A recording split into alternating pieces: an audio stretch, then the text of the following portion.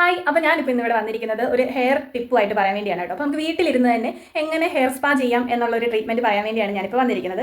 അപ്പോൾ അതിന് വേണ്ടിയ സാധനങ്ങൾ എന്തൊക്കെയാണെന്ന് ഞാൻ പറയാം. അപ്പോൾ ഇതിന് ആവശ്യമായ സാധനം എന്ന് പറയുന്നത് കറ്റാർവാഴയാണ് കേട്ടോ, ആലോവേര ജെല്ല്. അപ്പോൾ നമുക്ക് വേണമെങ്കിൽ കടയിൽ നിന്ന് മേടിക്കുന്നതും എടുക്കാം, അങ്ങനെയല്ല നമ്മുടെ വീട്ടിൽ നട്ട് വളർത്തിയ ഇതുണ്ടെങ്കിൽ അതും എടുത്ത് ഇതുപോലെ രണ്ടാക്കി എടുത്തതിന് ശേഷം ഒരു ചീപ്പ് എടുത്തിട്ട് നമ്മളത് ഇങ്ങനെ ചീകി എടുക്കണം. നമ്മൾ ഇത് മിക്സിക്കകത്തിട്ട് അടിച്ച് കഴിഞ്ഞാൽ വെള്ളം പോലെ ആവും. അപ്പോൾ അത് വേണ്ട, നമുക്കൊരു തിക്കായിട്ടുള്ള രീതിക്ക് കിട്ടാൻ വേണ്ടിയാണ് നമ്മളിങ്ങനെ ചീപ്പ് കൊണ്ട് ചീവി എടുക്കുന്നത്. അങ്ങനെ ചീവി എടുത്ത് അതിൻ്റെ ജെല്ല് മാത്രമായിട്ട് എടുത്ത് നമ്മളൊരു ബൗളിലേക്ക് മാറ്റുക.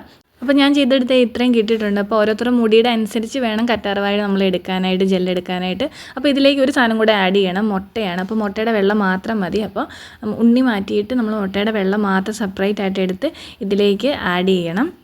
അതിനുശേഷം നമ്മളിത് നല്ലപോലെ മിക്സ് ചെയ്ത് നല്ല രീതിയിൽ നല്ലപോലെ ബീറ്റ് ചെയ്തെടുക്കണം. അങ്ങനെ ബീറ്റ് ചെയ്ത് ഈ ഒരു പരുവത്തിലാക്കിയതിന് ശേഷം വേണം തലയിൽ അപ്ലൈ ചെയ്യാൻ. പോവാണ്. അപ്പോൾ ഞാൻ കുറച്ച് കയ്യിൽ എടുക്കുന്നുണ്ട്. നല്ലപോലെ ബീറ്റ് ചെയ്തിട്ട് വേണം നമ്മൾ തേക്കാനായിട്ട്. അപ്പോൾ ഇങ്ങനെ എടുത്ത് എടുക്കാം.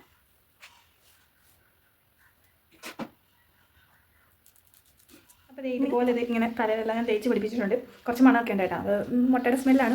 മഞ്ഞ എടുക്കുന്നില്ല, അതുകൊണ്ട് അത്ര മണമില്ല. എനിക്ക് കൂടിയും കുഴപ്പമൊന്നുമില്ല. ഇങ്ങനെ ഇതെല്ലാം സ്പ്രെഡാക്കി വെച്ചൊരു അരമണിക്കൂർ അല്ലെങ്കിൽ 30 മിനിറ്റ് 10 മിനിറ്റോ അത് അവർക്ക് പനി വരുന്നതോ ജലദോഷം ഉള്ളവരോ അലർജി ഉള്ളവരൊക്കെ ആണെങ്കിൽ അവർ അതിനനുസരിച്ച് ചെയ്യാം.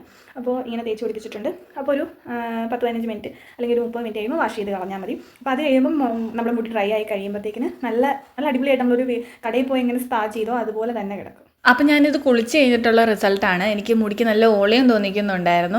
നല്ലൊരു സ്മൂത്തായിട്ട് മുടി കിടക്കുന്നുണ്ട്. അപ്പം ഇത് നമ്മൾ വാഷ് ചെയ്യുന്ന സമയത്ത് കണ്ടീഷണർ ഇടാനായിട്ട് ശ്രമിക്കുന്നത് നല്ലതായിരിക്കും. കണ്ടീഷണർ ഇടാൻ പറയുന്നത് വേറൊന്നും കൊണ്ടല്ല, മുട്ട ഇതിനകത്ത് ആഡ് ആവുന്നതുകൊണ്ട് തന്നെ മുടി കുറേ ഡ്രൈ ആവും. അപ്പോൾ അങ്ങനെ ഡ്രൈ ആയിട്ട് വരുമ്പോഴത്തേക്കിനും നമുക്ക് മുടി പെട്ടെന്ന് പൊട്ടുമൊക്കെ ചെയ്തില്ല. അപ്പോൾ അതുകൊണ്ടാണ് കണ്ടീഷണർ ആഡ് ആവാൻ പറയുന്നത്. അപ്പം ഒരു നല്ല അടിപൊളി പാക്കാണ് കേട്ടോ. അപ്പോൾ എല്ലാവരും ഒന്ന് ട്രൈ ചെയ്ത് നോക്കുക.